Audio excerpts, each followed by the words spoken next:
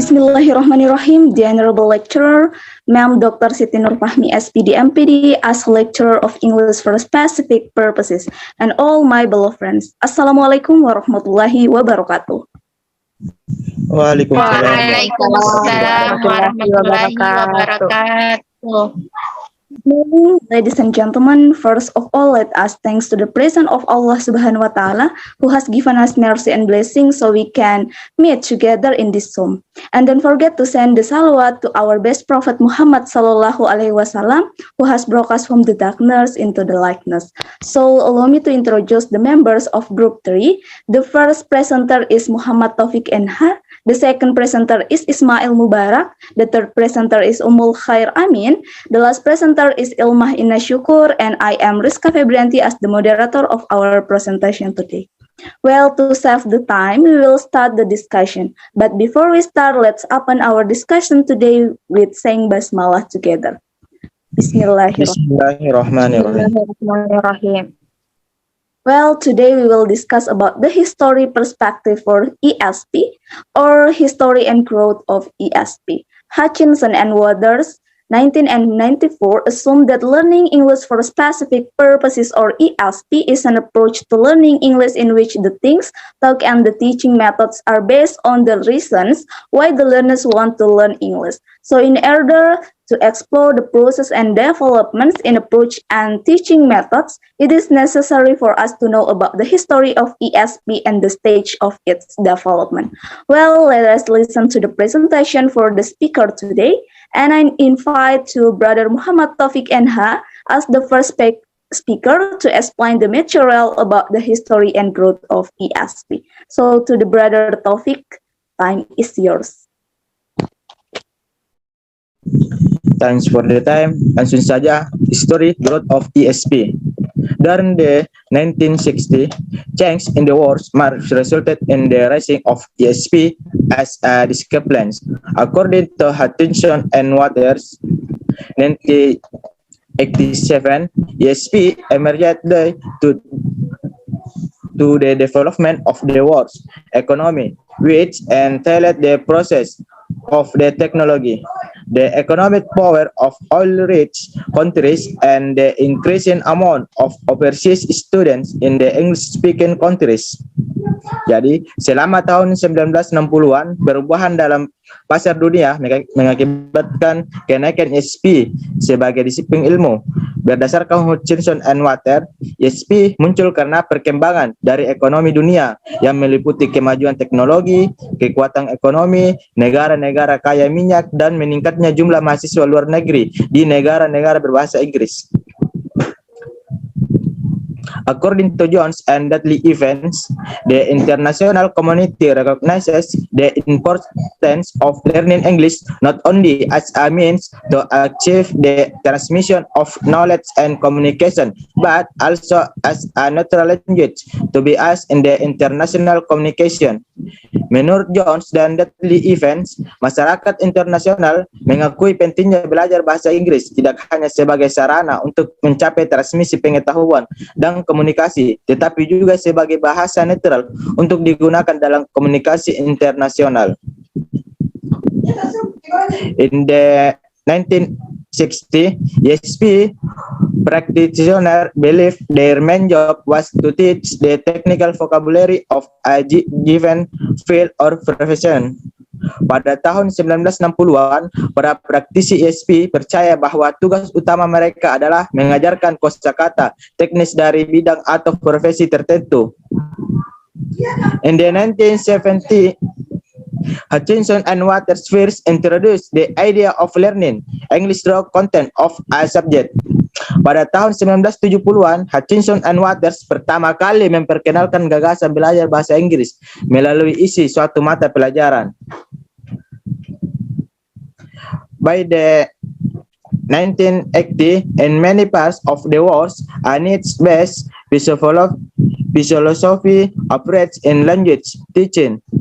Menjelang tahun 1980-an, di banyak bagian dunia, filosofi berbasis kebutuhan muncul dalam pengajaran bahasa. in 1981 came up with natural language acquisition idea, which they support the ESP approach. It is said that the best way in the learning a language is to ask it for meaningful aims. Krashen pada tahun 1981 muncul dengan ide akuisisi bahasa alami yang kemudian mendukung pendekatan ESP. Dikatakan bahwa cara terbaik dalam belajar bahasa adalah menggunakannya untuk tujuan yang bermakna. Dorongan pertama ESP datang dari mendaftar analisis ilmiah dan teknologi tulisan yang bagus. Logikanya, gerakan memberikan kepentingan khusus untuk semi atau kosakata subteknis. Smoke menggambarkan pekerjaan yang diyakini instruktur sebagai untuk mengajarkan kosakata teknis bidang atau profesi tertentu. Sementara studi rinci bahasa dalam register khusus ini menunjukkan minat awal yang sangat positif dalam leksis fungsional. Itu menunjukkan konsentrasi yang ekstrim pada formulir dan menawarkan sedikit penjelasan tentang mengapa dan bagaimana kalimat itu dibentuk dan digabungkan sebagaimana adanya. That's all for me. I'll back to moderator. Well, thank you, Brother Muhammad Taufik and Ha, about the explanation. That was an explanation of the history and development of ESP. So for the next presenter, I invite Brother Ismail Mubarak to continue the material about various application of ESP. So to the Brother Ismail, times provides you. Thank you, moderator, for this occasion. I would like to explain about some various application of English for specific purposes. Jadi di sini saya akan menjelaskan bagaimana sih pengimplementasian daripada beberapa tipe dari English for specific purposes ini dalam pembelajaran bahasa Inggris. Dalam pembelajaran bahasa lebih umumnya. Nah, for the first one, there is a content and language integrated learning, atau biasa dikenal sebagai CLIC. Jadi ini tuh adalah sebuah pendekatan dalam pembelajaran yang dimana menggunakan media berupa bahasa atau sebagai bahasa kedua. Jadi dalam proses pembelajaran itu akan tergabung sebuah proses pembelajaran, terus belajar juga bahasa. Seperti contohnya misalnya science course atau mata pelajaran IPA. Contohnya dapat melalui proses pembelajaran yang dimana guru menggunakan bahasa Inggris, sehingga siswa tersebut tidak hanya belajar IPA saja, tapi juga belajar bahasa Inggris yang akan mempelajari kosakata-kosakata terbaru yang tentunya related dengan mata pelajaran sains tersebut, dan juga akan menambah language skills, keterampilan dalam berbahasa. So it is about the content of language integrated learning. Jadi mengintegrasikan antara subjek pembelajaran dengan bahasa Inggris. Dalam hal ini bahasa Inggris or foreign language. Jadi bisa bahasa apa saja, tapi in this context we talk about language. And the second is that content-based instruction or CBI. Content of instruction or CBI is designed to provide second language learners instruction and use subject matter as a visual of our second language teaching or learning. Jadi di sini tuh berfokus pada bagaimana kita menaikkan ketertarikan peserta didik, meningkatkan motivasi peserta didik dalam mempelajari sebuah bahasa, seperti itu. Nah, itu adalah bagaimana kita bisa belajar sesuatu sambil mempraktikannya. Misal, kita belajar memasak sebuah resep baru. Nah, itu kan adalah sebuah proses pembelajaran, di mana kita juga mengimplementasikannya, kita juga belajar tentang bahasa. Dan salah satu contohnya adalah mempelajari hewan-hewan yang ada di laut. Nah, kita tidak akan bisa belajar tentang hewan-hewan apa saja yang ada di laut kalau kita tidak turun langsung di laut. Apa saja yang ada di dalam, seperti itu. And the next is text-based language teaching or TBLT.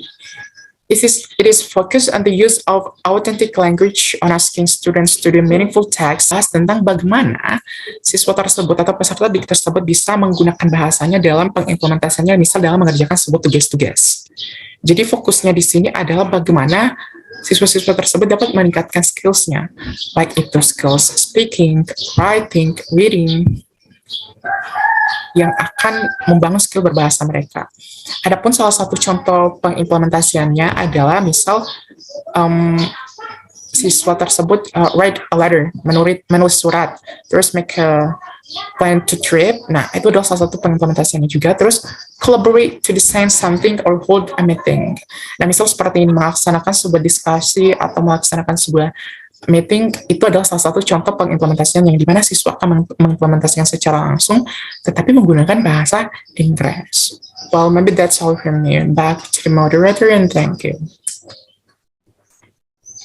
Well, thank you to the brother Ismail Mubarak about the great presentation. Well, then the third presentation will be delivered by Sister Umul Khair Amin about pace in the development of ESP. Time is yours.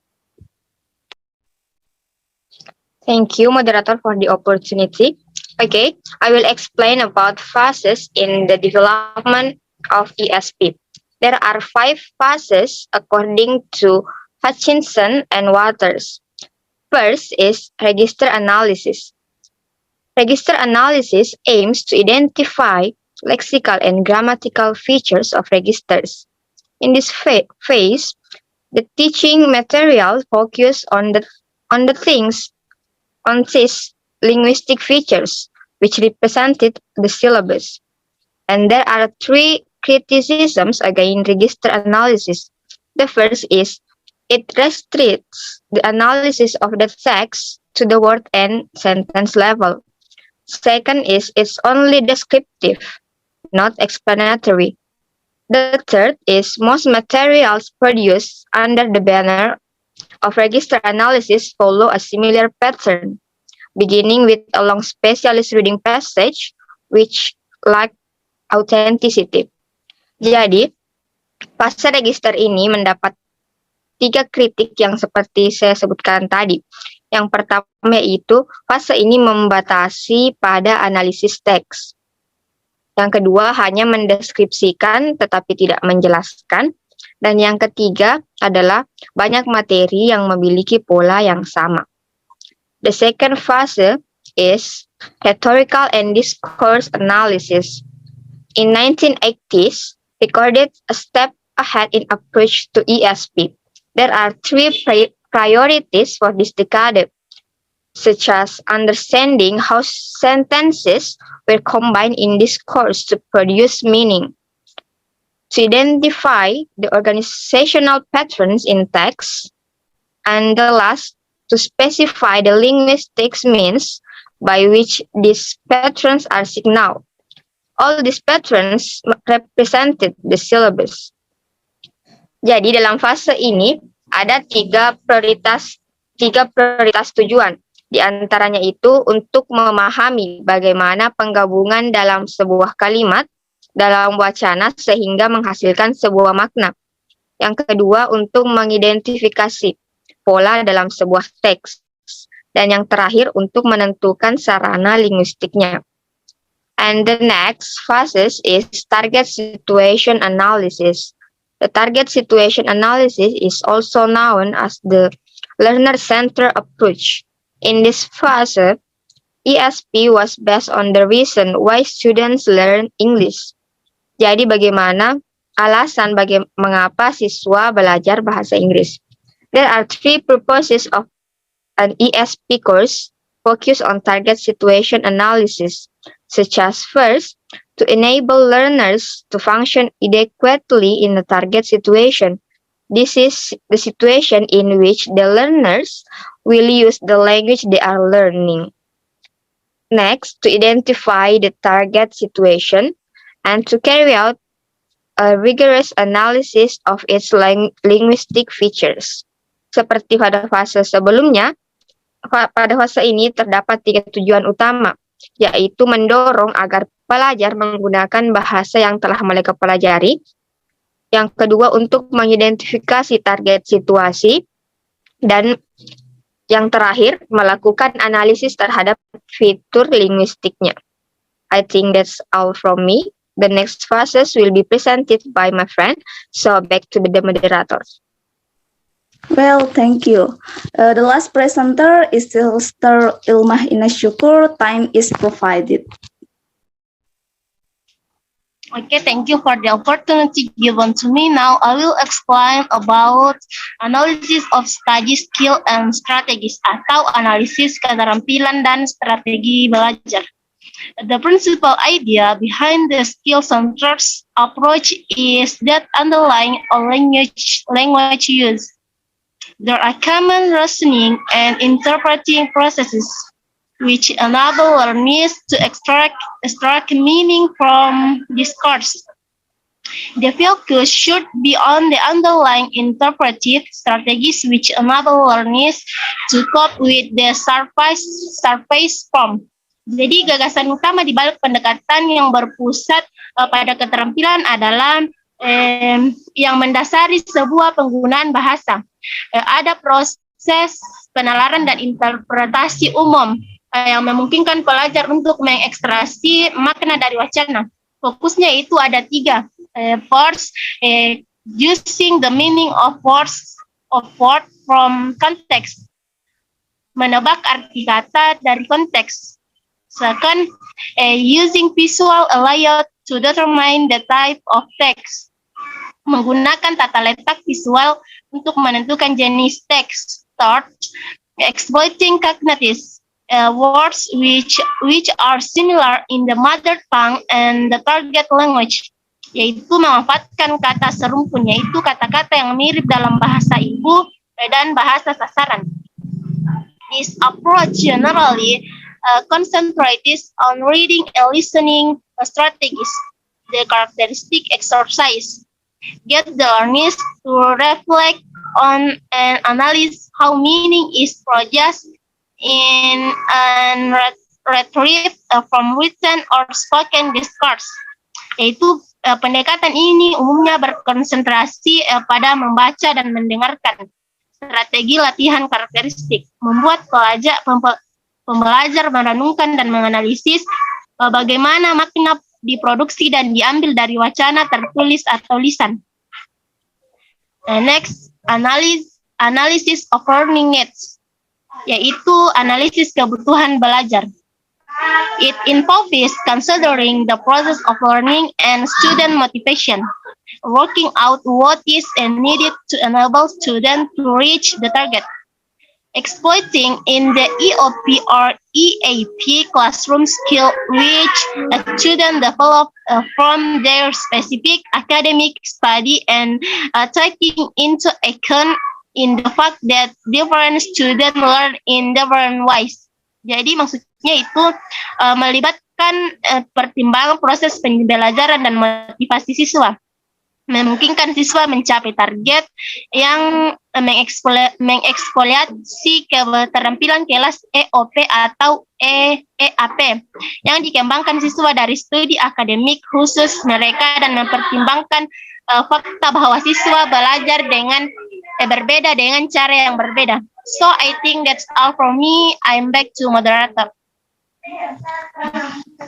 That was the presentation by the presenter.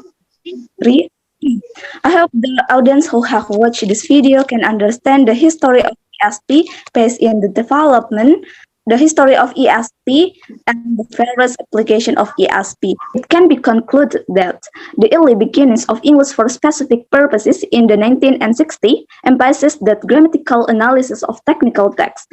By the end of the decade, the source analysis gained relevance, and in the 1970s emphasis on students' necessary skill result in the development of needs analysis. The last 20 years have seen the spur of ESP as a vast theoretical and research ground.